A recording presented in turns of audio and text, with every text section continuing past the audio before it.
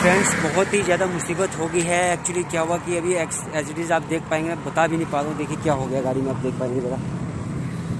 ये देखिए कि बाइक वाले की करतूत है, जिसने ऐसी हरकत करी है कि जिसकी वजह से देखिए नैनो में ये बहुत ही ज़्यादा बुरी तरह से क्षति पहुंच चुकी है। और जब ये हुआ था तो मेरे को बिल्कुल भी होश नहीं था कि क्या हो गया, तो उस वक्त मैं वीडियो बिल्कुल भी शूट नहीं कर पाऊँ। ये बिल्कुल अभी का ही एक्सीडेंट आप देख पाएंगे। मैं यमुनानगर जा रहा था कि करनाल मुझे जाना है आगे, तो आप देखेंगे ये बिल्कुल ही एक्सीडेंट जो हो गया मेरी टाटा नैनो के अंदर। आप देख पाएंगे कितनी ज़्यादा इसको क्षति पहुंच चुकी है। इस वक्त मम्मी डैडी भी साथ थे, तो आप देखेंगे कि क्या हाल इस नैनो का हो चुका है, मैं आपको बता भी नहीं पा रहा हूँ। नमस्कार, जय हिंद, सत श्री अकाल दोस्तों। भगवान से प्रार्थना करता हूँ कि आप सभी स्वस्थ होंगे। ये जो वीडियो, ये जो इंसिडेंस है, ये कल का था। कल मेरे चाचा के बेटे की मैरिज थी और हम लोग करनाल के लिए रवाना हुए थे, जिसमें मैं, डैडी और मम्मी थे। तो देखिए कभी कभी ऐसा होता ना, किसी दूसरे की गलती की वजह से आपकी जान पे बनाती है, तो ठीक ऐसा ही हमारे साथ हो गया था।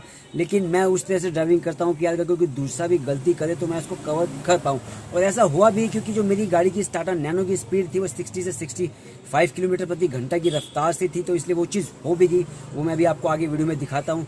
क्योंकि देखिए जब कभी आप हाईवे पर चलते हैं और सामने से कोई जानवर एकदम से रोड क्रॉस करता है, तो उस वक्त यार जैसी स्थिति हो जाती है ना, तो ठीक उसी प्रकार से ये जो बाइक सवार है, जिसमें 2 लोग सवार थे, ये ठीक मेरे सामने ऐसे ही आ गए थे। क्योंकि देखिए हाईवे पर जब सामने एक रोड आ जाती है जो एक गांव से दूसरे गांव की तरफ क्रॉस करती है, तो ठीक वैसे ही रोड पर जो मेरे राइट हैंड साइड से जब वो बाइक निकली, तो उसके किनारे पर एक ट्रक खड़ा हुआ था। तो देखिए उस बाइक सवार के लिए ये जो एक ब्लाइंड स्पॉट था, लेकिन मेरे लिए ठीक था, क्योंकि मैं तो देखिए सीधा चल रहा हूँ। तो ऐसे में अगर कोई इंसान अपने ब्लाइंड स्पॉट से निकलता है, तो यार उसको देखना चाहिए कि यार सामने से कहीं कोई गाड़ी तो नहीं आ रही है रुक के। उन बाइक सवार ने ऐसा बिल्कुल भी नहीं किया। वो ठीक सीधा ही वहां से निकलते हुए रोड क्रॉस करने के लिए सीधा आ गए। और जब वो मेरी बाइक के ठीक सामने आए, तो देखिए उस वक्त सिर्फ 4 मीटर का ही डिस्टेंस बच गया था। तो देखिए ऐसे टाइम पर कोई भी गाड़ी जल्दी से कंट्रोल में नहीं आती है, लेकिन फिर भी मैंने फटाफट से अपनी नैनो की इमरजेंसी ब्रेकिंग लगाई। उसके साथ ही साथ मैंने अपनी गाड़ी के स्टीयरिंग को फटाफट से लेफ्ट की तरफ मोड़ा। अगर मैं ऐसा नहीं करता, जो टक्कर जो थी वो ठीक आमने सामने की होती, तो उसमें दोनों को बहुत भारी नुकसान भी पहुंच सकता था, मेरी नैनो को भी, और इसके खासी खास वो जो दोनों लड़के थे उनको भी बहुत ज्यादा चोट इसमें आ सकती थी। तो देखिए जैसे ही मैंने स्टीयरिंग अपना लेफ्ट की तरफ काटा, तो जो इम्पैक्ट था वो ठीक मेरे साइड में बम्पर की तरफ आ गया। तो देखिए बम्पर की तरफ जब ये इम्पैक्ट आया, तो बहुत ही जोर के वो दोनों लड़के से टकराए। वो दोनों लड़के उछल भी गए, उनकी बाइक भी जो है रोड पर चक्कर खा गई। तो ठीक जैसे ही मेरी गाड़ी रुकी, मैं तुरंत सबसे पहले दौड़कर उन दोनों के पास गया। तो आप मानेंगे नहीं यार, उन दोनों लड़कों को बिल्कुल जरा सी स्क्रैच तक भी नहीं है। चलो ये एक बहुत अच्छी बात है, और साथ ही साथ हमें भी किसी प्रकार के अंदर बैठे हुए चोट नहीं लगी। तो देखिए लेकिन उनकी जो बाइक थी उसकी तो हेडलाइट वगैरह और जो आपका मिडगार्ड वगैरह वो तो उनका टूट ही गया था। तो देखिए अब मैं आपको बताता हूँ कि यार मेरी नैनो में अब क्या नुकसान हो गया है, वो भी मैं आपको दिखा देता हूँ। तो आप देखेंगे जो नैनो में इस वक्त आपको देख के अच्छा नहीं लगेगा, जो मुझे भी नहीं लग रहा है बिल्कुल भी। आप ये देखेंगे ये इस पे जो पूरा इम्पैक्ट हुआ है, ये जो सामने अगर इम्पैक्ट होता तो उसमें मेरा बम्पर, बोनट और हेडलाइट भी जा सकती थी। ये मैंने जो उसको काफ़ी हद तक जो कंट्रोल किया, क्योंकि मेरी जो गाड़ी थी कंट्रोल स्पीड पर थी, उसी वजह से ये नुकसान है सिर्फ एक ही चीज़, यानी कि इस फेंडर पर ही आया है। ना सामने कोई इम्पैक्ट हुआ है, ना ही इस डोर पर कोई इम्पैक्ट हुआ है।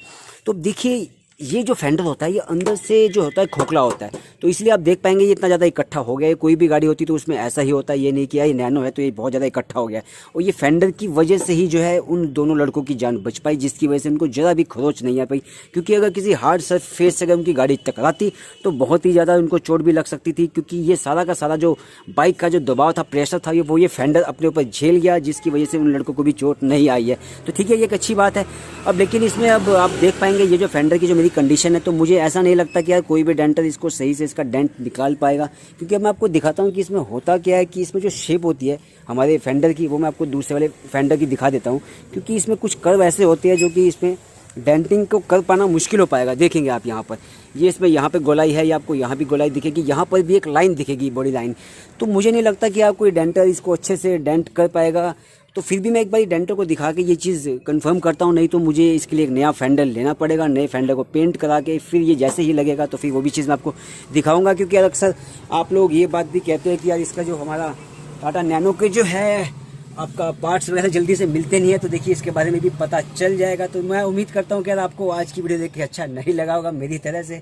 तो मैं तो देखिए आपसे यही कहूँगा कि आप लोग भी सेफ ड्राइविंग कीजिए, कंट्रोल में ड्राइविंग कीजिए, कंट्रोल स्पीड पर ही ड्राइविंग कीजिए, ताकि जो बड़ा हादसा होने वाला है वो ना हो पाए। अगर हो भी तो काफ़ी बचाव हो जाए कि वो बहुत छोटे से ही निमट जाए। तो देखिए अब जो होता है अच्छे के लिए होता है, इसमें अफसोस करने की कोई बात नहीं है। तो देखिए अब मिलते हैं फिर किसी अगली वीडियो में। तब तक के लिए स्वस्थ रहिए, खुश रहिए, सेफ ड्राइविंग कीजिए आप। जय महाकाल।